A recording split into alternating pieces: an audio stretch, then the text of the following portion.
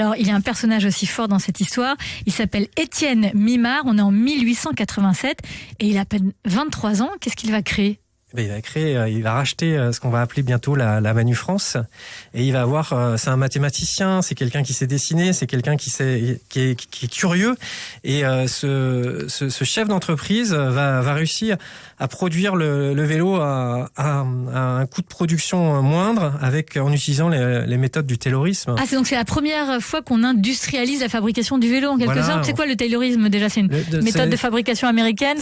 C'est John Ford avec la Ford T qui nous permet de fabriquer un même modèle à bas coût et à une cadence de production qui est complètement incroyable. Et donc, on arrive à Saint-Étienne à produire des vélos de qualité en acier avec des deux roues, des pédaliers, comme je disais tout à l'heure, le vélo moderne.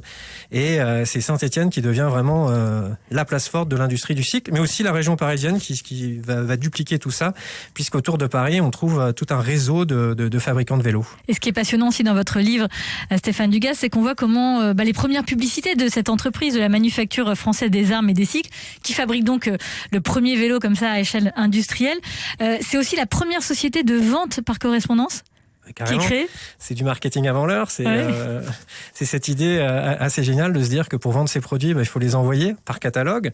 Premier catalogue diffusé à 300 000 exemplaires à tous les chasseurs de France. Donc on les envoie par la poste.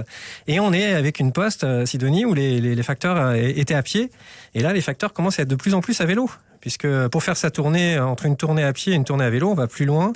Et le vélo pénètre dans les campagnes et est diffusé. Ça devient le vélo de l'ecclésiastique, le vélo du curé. Ouais. C'est le vélo du paysan, c'est le vélo de l'ouvrier.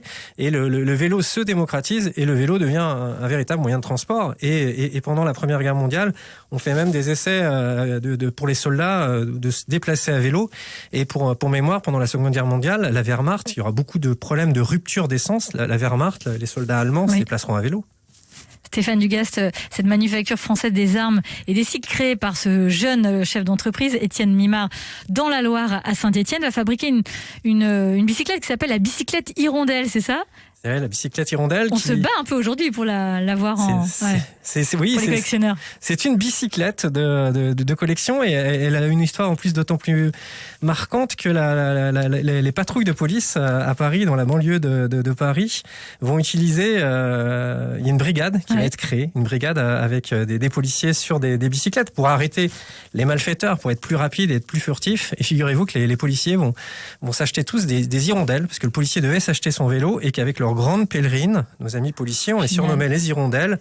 Alors c'était à la fois la pèlerine, mais c'était aussi le vélo sur lequel roulaient nos amis policiers, qui étaient des hirondelles. Minute Papillon sur France Bleu, Sidonie Bonnec.